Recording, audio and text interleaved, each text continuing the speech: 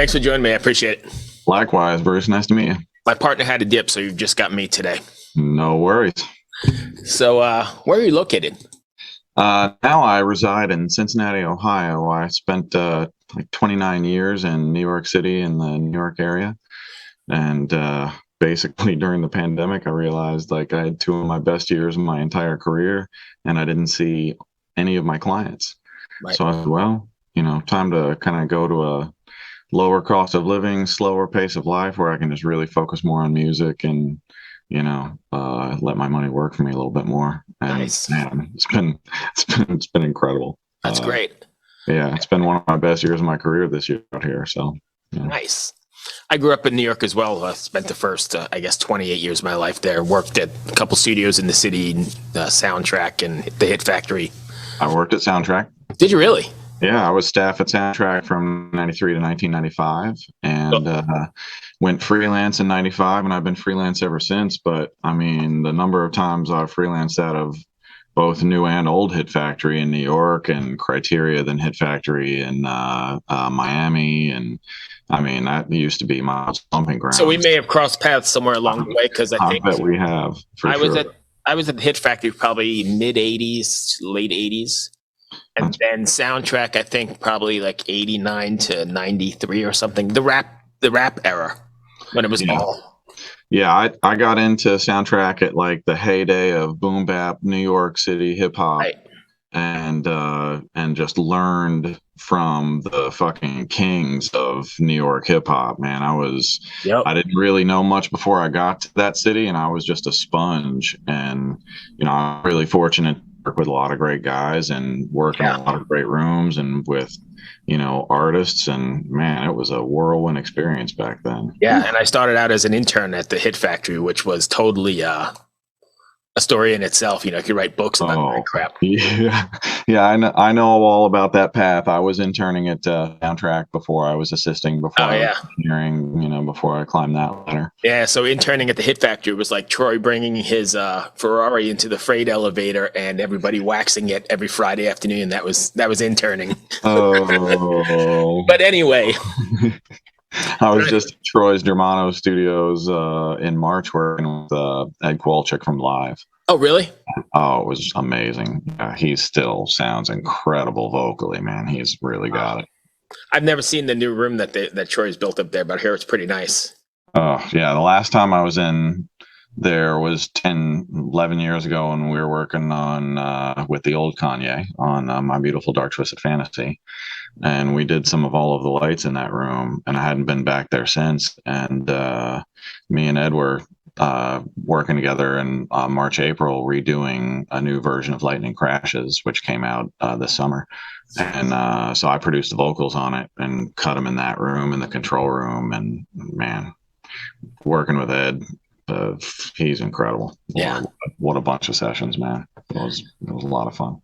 Anyway, so we're here to talk about Obscene Stealers. Let's do that. How did it come about? Because you guys both have your own successful careers outside of the Obscene Stealers. How did that come about, and what was the genesis of it? So Obscene Stealers is myself and Michael Moss, and my affectionate nickname for Michael Moss is Michael Moss, the movie trailer boss. And Michael composes film trailers at the highest level for big films that you have definitely seen. Some of the ones he can talk about are like The Batman, Fast and Furious, Star Wars, Mulan. Like, that's Michael's resume. He does a bunch of like TV trailers and things like that. And I come from the other side of kind of music industry land, where I'm credited on 113 RIAA gold records across a ton of different roles, from like producer, mixer, songwriter, arranger, musician, vocalist, engineer. And so I'm like opposite end of what he does. And we got together last year on a Christmas song, and everything just clicked, and you just know when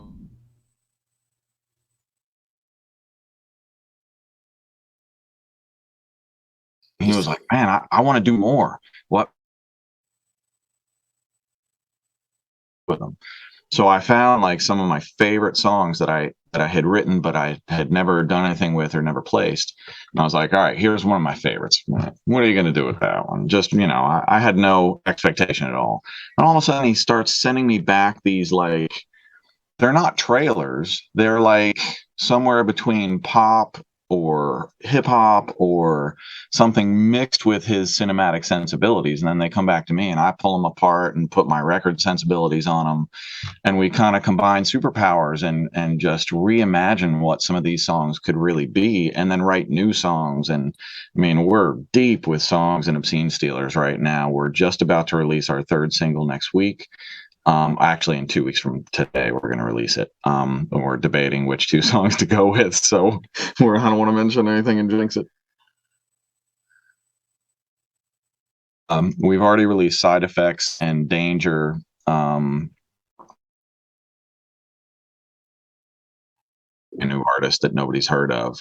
Like, even though we have great careers kind of on our own, nobody knows who Obscene Stealers is and why they should care. And most people, unless somebody that tells you about it and says, I found this is dope, you should definitely hear this. Right. Most of the time it just gets glossed over unless you just get like that lucky listen. Or we're encouraged for where we're going.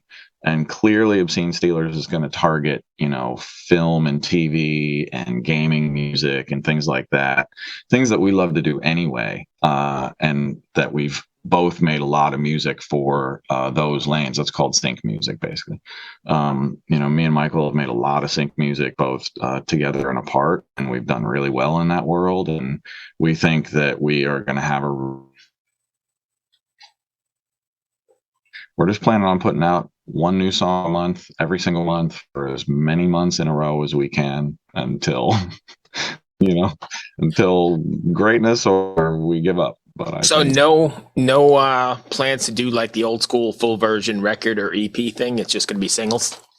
It's going to be, we may put out EPs of like entire collections as we create them, because I think,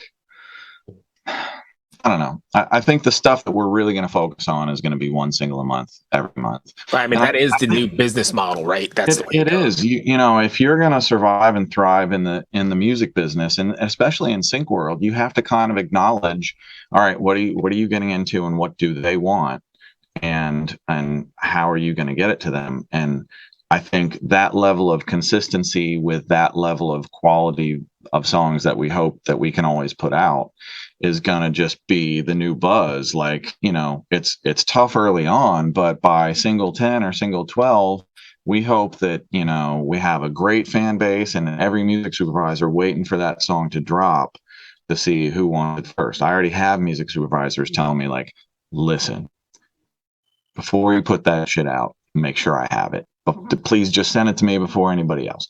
So we already know like what we're doing is really resonating and we're super excited about it. And then it's just a question of, getting the word out and letting people know all of the things that we're doing and, putting in the time. And that's a day in the life for us. Oh yeah. So with your different separate careers and doing this, is this something you're going to do live, or is that not even something you're considering? I think live is getting really, really difficult for artists in general. And so I'm not really attempting to go there. Who knows where it will go, but I think, the metaverse and the kind of virtual reality is going to be where a lot of, concerts and quote unquote concerts are going to happen. And I think our music is going to lend itself really well to virtual reality and gaming and things like that. And just kind of, escape experiences. And I think we're looking ahead to that and trying to position ourselves well now. So that we can be kind of a part of that movement, and whatever else we can find on the way. So with the doing the one single every month, like you mentioned, are you constantly writing then, or do you have like a backlog of stuff and then you're just going to release it? I think we finished 8 songs close enough to the end finish line to know any of these eight songs we can certainly tidy up and find a great finish line to our standards on. And then after we had that body of work to draw from, we said, okay, time to start releasing while we continue to create more and write more and develop more.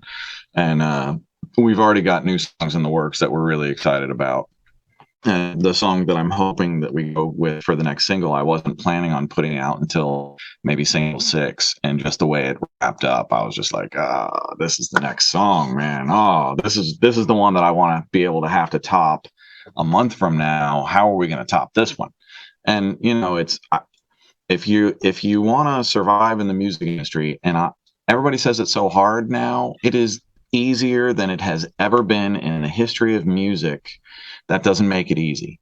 It's incredibly hard, but you have opportunity. I love your dog. You have opportunities now to lay your own groundwork and make your own path without the help of major companies, in a way that you can survive and eat well and make a living.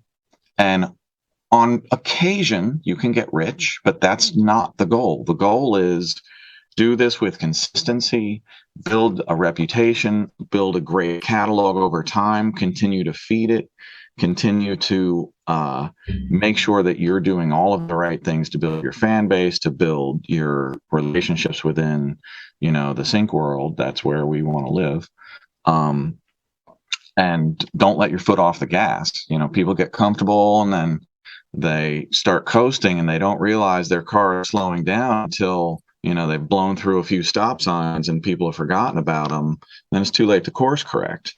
Like, you know, me and Michael are old pros. We've course corrected so many times, both of us in our careers, we're looking for the next, you know, we want to be on the leading edge of the course correct and, you know, be the ones driving the next influence and not, you know, trying to catch up. So.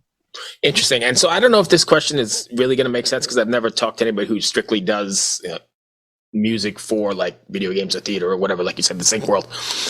Are you writing songs like with a project in mind, or with a movie in mind, or a film in mind or something? Or are you writing songs and then saying, oh, this will be good later on? I think we're not writing with a specific movie or set or thing in mind in the moment, but I think we could get there in the future. It, you know, depends on where this goes and what kind of inspirations we need. I mean, as songwriters, you just look for inspirations in life all around you, and they happen when you least expect them. And, you know, you better be kind of in the moment enough to latch on to that idea and capture it in some way that you can either come back to it or expand upon it, you know, and just not let it go. So, you know, who knows where the inspirations are going to come from. A lot of these songs have come from songs that were written in other ways before, either on acoustic guitar or fully produced out in a different manner. And I just took the vocals from that song. And I was like, man, this song, the production isn't current anymore, but this song is a gem. God, this song is incredible. What if we took this piece and that piece and that piece, and we reworked it into something that sounds like Obscene Stealers? And that's, if you listen to Side Effects, that's basically how Side Effects came along. It used to be a slightly longer, like 3.5, 4-minute song, really dark pop and really haunting. And I always knew that that song would be just a great sync song. We came really close to some big syncs and just never landed. And eventually you got to keep up musically, and you still, like, you know, like, okay, everybody used to respond to this song, but now the production is dated. Do I let the song go forever, or do I go, no, this is a gem here, so let me see what I can do. Let me give it, and I give it to Michael with no music whatsoever, only vocals. Oh, really? And yeah, this is one of the ways that we work. We also write from scratch to things that we fleshed out. But sometimes I'll hand him over, and I don't want him to know the original chord progression and the original counter melodies and things like that. I want his fresh interpretation from cinematic world as first draft of like, oh shit, I never would have thought of that. Okay, now that I hear this, why don't we try ba ba ba ba ba ba ba?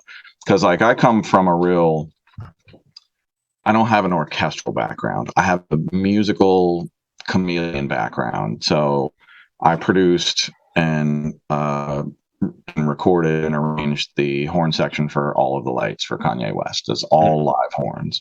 I did the string sections and all the live string sections and live choirs for the Jacob Bourne Center album.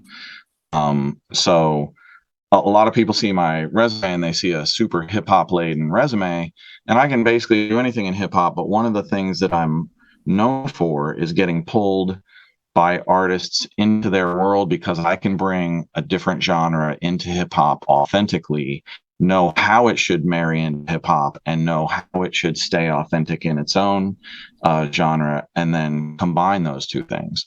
So when the opportunity to work with Michael Moss and just do that exact same thing mentally with what he's doing into my world, I was just like, this is a day at the office for me. Let's fucking go. And the ideas that we started having early on were just like, this isn't, if somebody just sent this project to me and was like, what do you think of this? I'd be like, who the fuck is this? What are they doing? And how can I be involved in it? And then that's, you know, in your heart when you're an artist. And it's so weird saying when you're an artist, but I am, I got to embrace it. So, you know, it's a different mindset. And, you know, so it's cool. I like it. So then I'm assuming, based on what you're saying, that the response has been overwhelming to what you've had. Well, you know, nothing is overwhelming when nobody knows who you are. True. The number of early playlistings that we've gotten for a brand new artist without a label behind them, and with very little marketing budget, has been exceptionally encouraging, because I've been down this road with other artists before, and I've been successful in the path to breaking artists, especially in the sync and streaming world, independently.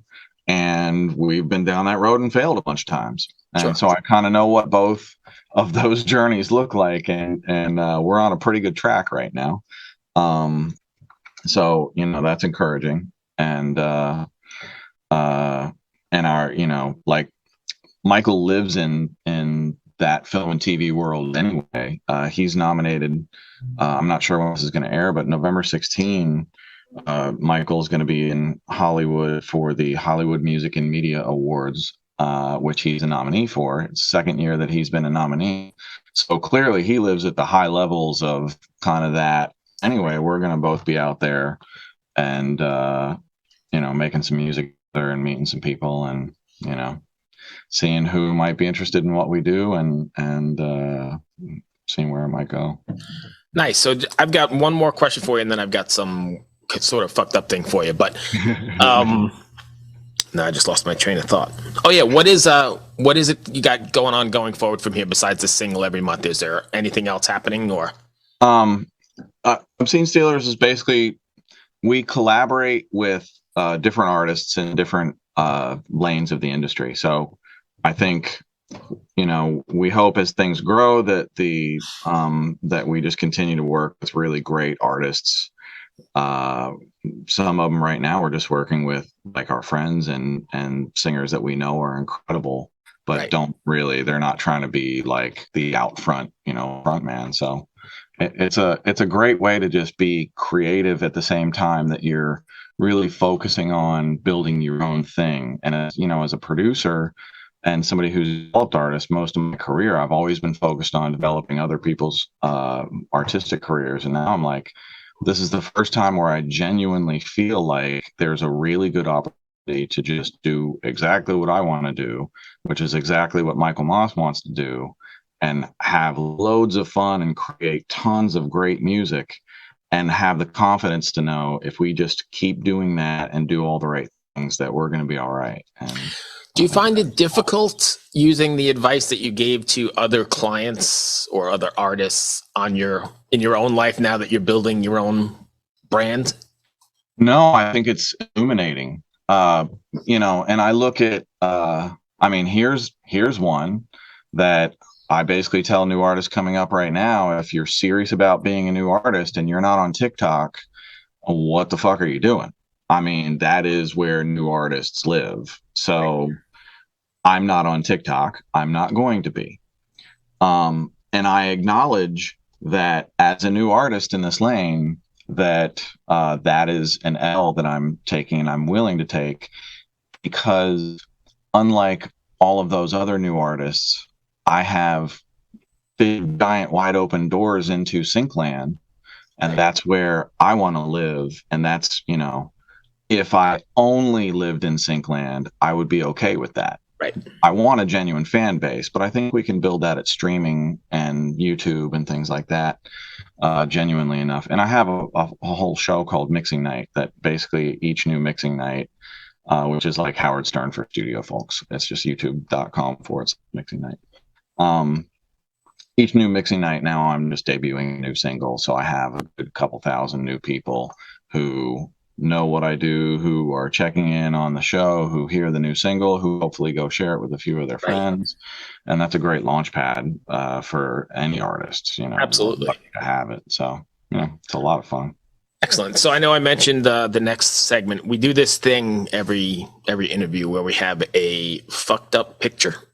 Oh, just one image, and all I need you to do is tell me what's happening in the picture, okay, and what is going to happen in the next frame, and hopefully you've got a good sense of humor. Okay. What is happening in the picture? Yep. Hang on, I'm going to share the screen here, and then you'll you got it. Then you'll be on. You ready? Yeah. What is happening there? What is happening there? I think Putin nuked the mountain behind the Ukrainian village right now. That's what's going on right now.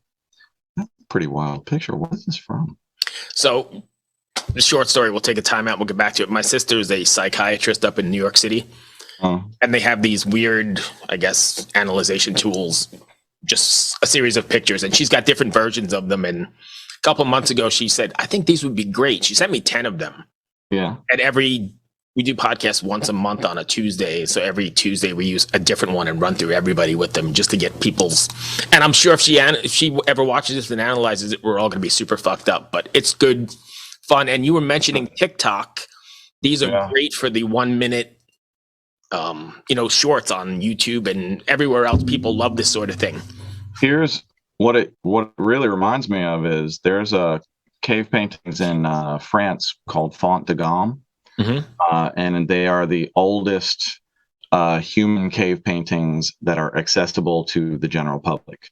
There's the Lascaux that I think is dated slightly older, but you can't actually see Lascaux as a tourist, and you can see Font de Gomme.